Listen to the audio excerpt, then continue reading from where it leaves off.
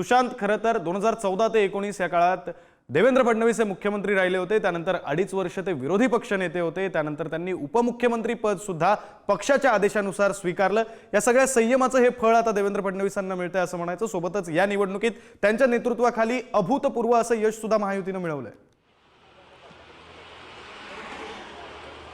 अगदी बरोबर आहे विक्रांत। आपण जर बघितलं असेल तर 2014 ते 2019 देवेंद्र फडणवीस खऱ्या अर्थानं मुख्यमंत्री होते आणि या काळात आपण जर पाहिलं असेल तर मराठा आरक्षण आंदोलनं देखील खूप झाली, मात्र ती देखील त्यांनी लिलाया हाताळली होती। त्यानंतर 2019ला महायुतीला स्पष्ट बहुमत मिळालं असतानाही उद्धव ठाकरे यांनी वेगळी भूमिका घेतली आणि त्यांना विरोधी बाकावर बसावं लागलं। मात्र त्यांचा विरोधी पक्षनेता जे पद आहे ते देखील त्यांनी भूषवलं आणि त्या काळात त्यांनी अनेक घोटाळे जे आहेत ते उघड केले आणि सरकारला, त्या तत्कालीन सरकारला, ठाकरे सरकारला जेरीस आणलं होतं।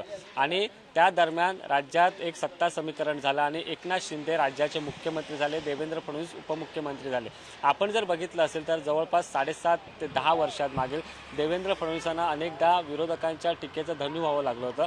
मात्र त्यानंतर 2024ची विधानसभा निवडणूक आली। लोकसभा निवडणुकीत भाजपला अपेक्षित यश मिळालं नव्हतं, त्यावरून देखील देवेंद्र फडणवीसांवर टीका केली होती विरोधकांनी। विरोधकांच्या टार्गेटवर फक्त देवेंद्र फडणवीस होते। मात्र 2024 विधानसभा निवडणुकीत भाजप सर्वाधिक मोठा पक्ष जो आहे तो ठरला आणि अर्थातच याचं संपूर्ण श्रेय जातं ते देवेंद्र फडणवीस यांना आणि म्हणूनच देवेंद्र फडणवीस हेच मुख्यमंत्री होतील असं भाजपच्या प्रत्येक पदाधिकाऱ्याला, प्रत्येक कार्यकर्त्याला वाटत होतं। आणि पुढारी न्यूजने देखील सुरुवातीलाच बातमी दिली होती की देवेंद्र फडणवीसच राज्याचे मुख्यमंत्री होतील आणि संघाने देखील त्याच दृष्टिकोनातून देवेंद्र फडणवीस यांचं नाव सुचवलं होतं।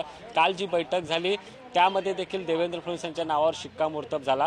आता देवेंद्र फडणवीस मुख्यमंत्री पदाची शपथ कधी घेतील अशी चर्चा रंगली असताना आता आपल्याला भाजपच्या एका वरिष्ठ नेत्याने जी माहिती दिली त्यानुसार 5 डिसेंबर रोजी देवेंद्र फडणवीस मुख्यमंत्री पदाची शपथ घेतील आणि आझाद मैदान येथे ते शपथ घेतील आणि त्यांच्या शपथविधी सोहळ्याला देशाचे पंतप्रधान नरेंद्र मोदी असतील, केंद्रीय गृहमंत्री अमित शाह असतील, JP नड्डा असतील, बरंच केंद्रीय मंत्रिमंडळ त्या शपथविधी सोहळ्याला उपस्थित राहतील। त्यासोबत इतर राज्यातील मुख्यमंत्री भाजपचे आहेत, योगी आदित्यनाथ असतील, इतर राज्यातील मुख्यमंत्री या ठिकाणी उपस्थित आहे आणि भव्य दिव्य असा शपथविधी सोहळा जो आहे तो होणार आहे। कारण भाजपला पहिल्यांदा इतकं घवघवीत यश मिळतंय, भाजपच्या पहिल्यांदा इतक्या जास्त जागा ज्या आहेत त्या निवडून आल्या आहेत आणि याचा सर्वाधिक श्रेय जातं ते देवेंद्र फडणवीस यांना। आणि अर्थातच आता शपथविधीची तारीख देखील जवळ आलेली आहे। 5 डिसेंबरला देवेंद्र फडणवीस संध्याकाळी शपथ घेतील, त्यामुळे भाजपच्या पदाधिकाऱ्यांमध्ये देखील आता उत्साह आहे।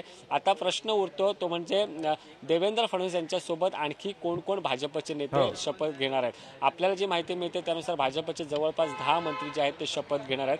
त्यासोबत उपमुख्यमंत्री म्हणून एकनाथ शिंदे शपथ घेऊ शकतात आणि अजित पवार जे आहेत ते शपथ घेऊ शकतात। त्यामुळे एक भव्य दिव्य असा कार्यक्रम हा शपथविधी सोहळ्याचा व्हावा यासाठी भाजपच्या पदाधिकाऱ्यांना आता आदेश दिलेले आहेत। काही प्रमुख नेत्यांकडे याची जबाबदारी दिल्याची देखील आपल्याला माहिती मिळते। त्यामुळे संत महंत नसतील, सेलिब्रिटी असतील, क्रिकेट विश्वातील महत्त्वाचे खेळाडू असतील ते या शपथविधी सोहळ्याला उपस्थित राहतील।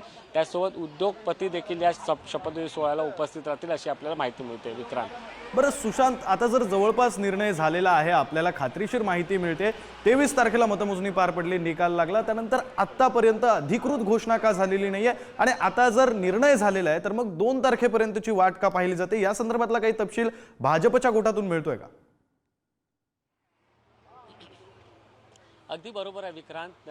रिझल्ट लागल्यानंतर इतके दिवस का जातात असा प्रश्न सगळ्यांनाच पडला आहे। मात्र भाजपमध्ये एक सिस्टीम असते, केंद्रीय नेतृत्व जोपर्यंत निर्णय घेत नाही तोपर्यंत काहीच ठरत नाही।